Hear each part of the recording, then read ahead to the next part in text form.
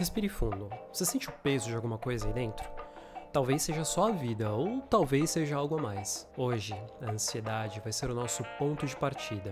Então bora falar sobre isso, só que em camadas. História, ciência, curiosidades, desafios e caminhos para superá-la. Afinal, como entender um inimigo invisível, ou não tanto assim, mas que é tão presente na vida de muitos de nós? Então, chega mais. Prometo que vai valer a pena. Antes de julgar a ansiedade como uma vilã, você sabia que ela nasceu como nossa guardiã? Pois é, imagine só, um grupo de humanos primitivos se deparando com barulhos estranhos vindos do meio de uma floresta. O que faz a sobrevivência possível nesse caso? Rapidamente explode um pico de adrenalina. O corpo então entra em alerta máximo, a respiração acelera, os músculos se tensionam e ele está pronto para lutar ou correr. Quem reagia mais rápido ao perigo tinha mais chances de sobreviver e de passar os seus genes adiante. A ansiedade é um mecanismo de sobrevivência, podemos dizer até ancestral. Acontece que esse mesmo mecanismo não foi projetado para lidar com listas de tarefas intermináveis, redes sociais ou e-mails urgentes em um mundo cada vez mais dinâmico. Fiquei até assim, ó. Esses dias até me deparei com esse meme aqui, que diz assim: se eu esqueci de te responder, me desculpa. É que eu tô processando uma avalanche de informações 24 horas por dia, usando um cérebro projetado para comer frutinhas numa caverna. Memes à parte, a história da ansiedade é uma verdadeira jornada. E por onde quer que a gente olhe, ela tá lá. Na Grécia Antiga, filósofos como Hipócrates acreditavam que emoções descontroladas eram resultado de desequilíbrios nos humores corporais. Tratamento, sangrias e ervas medicinais. Na Idade Média, as coisas tomaram um rumo sombrio. Muitas pessoas com sintomas de ansiedade ou crises nervosas foram rotuladas como possuídas. Um peso extra para quem já carregava o fardo de uma mente inquieta. Lá no século XIX, Freud e seus colegas começaram a desvendar a ansiedade como parte do inconsciente. Para Freud, ela era um conflito interno, um sintoma de desejos reprimidos. Hoje, entendemos que ansiedade é mais do que isso. Ela é química, biológica e social.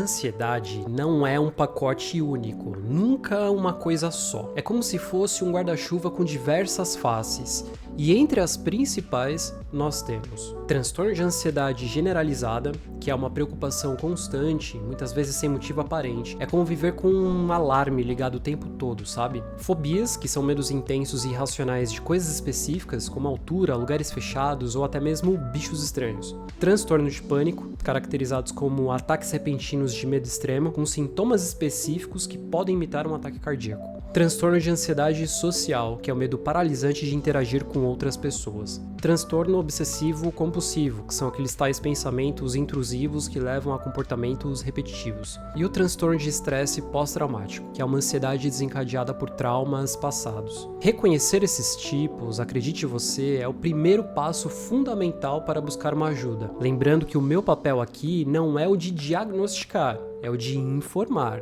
beleza? Agora, no século XXI, vivemos uma era de sobrecarga.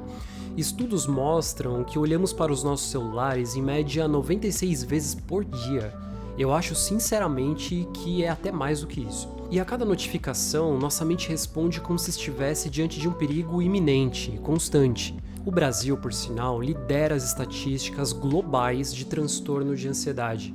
Cerca de 9,3% da população sofre com o problema. É como se o país inteiro estivesse em alerta vermelho. E sabe por quê? Cultura do desempenho, desigualdade social, insegurança econômica e o bombardeio constante de informações são apenas alguns dos fatores que fazem essa usina nuclear colapsar. Sem resfriamento adequado, é inevitável que isso aconteça. Mas sabia que existem curiosidades sobre ansiedade? Pois é, pessoas ansiosas têm um nível elevado de empatia. A sensibilidade emocional pode torná-las mais conectadas aos outros. E estudos também sugerem que a ansiedade está ligada à inteligência acima da média. E até Abraham Lincoln sofria de crises intensas de ansiedade, que apelidou de a grande nuvem escura. E a ansiedade pode ser contagiosa, viu? Estar perto de pessoas ansiosas pode aumentar a sua própria ansiedade. E curiosamente, até animais podem sofrer de ansiedade. Cães, gatos e até elefantes apresentam sintomas em situações de estresse. Mas por que sentimos a ansiedade? A resposta, é claro, está no nosso cérebro. O sistema límbico, responsável pelas nossas emoções, é o grande maestro. Em situações de perigo, real ou imaginado, a amígdala cerebral aciona o alarme. Hormônios como a adrenalina e o cortisol entram em cena, preparando o corpo para a ação. O problema é que, no caso da ansiedade crônica, esse sistema fica desregulado. E aqui entra a boa notícia. O cérebro é maleável. Com tratamento, ele pode reaprender a desligar o alarme, quando não há necessidade. Olha só, se a ansiedade estiver no controle, tomando conta de tudo, é hora de virar o jogo. E não é fácil, tá? Cuide da respiração.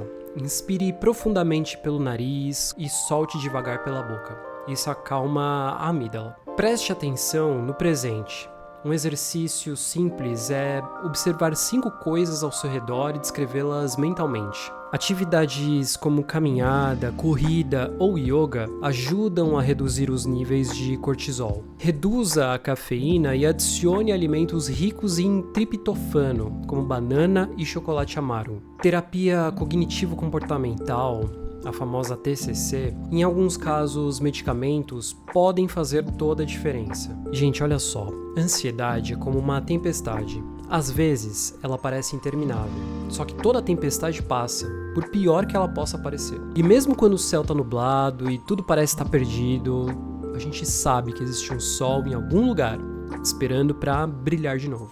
Lidar com ansiedade não é fraqueza, é coragem. Coragem para pedir ajuda, para desacelerar e para lembrar que a vida não é uma linha de chegada, é o caminho. Tem até alguns filmes que abordam isso diretamente, como é o caso de O Mínimo para Viver e As Vantagens de Ser Invisível. Mas também tem outros que retratam isso de uma forma mais simbólica, como Cisne Negro e Fragmentado. Olha, eu como um ansioso assumido, quando eu não tô no meio do mato, observando a natureza, eu recrio esse ambiente na minha mente e aos poucos isso vai me acalmando. Mas e você? O que você faz para cuidar de si mesmo? Eu digo isso porque às vezes compartilhar é o primeiro passo para a cura. Então é isso. Fiquem bem e até a próxima.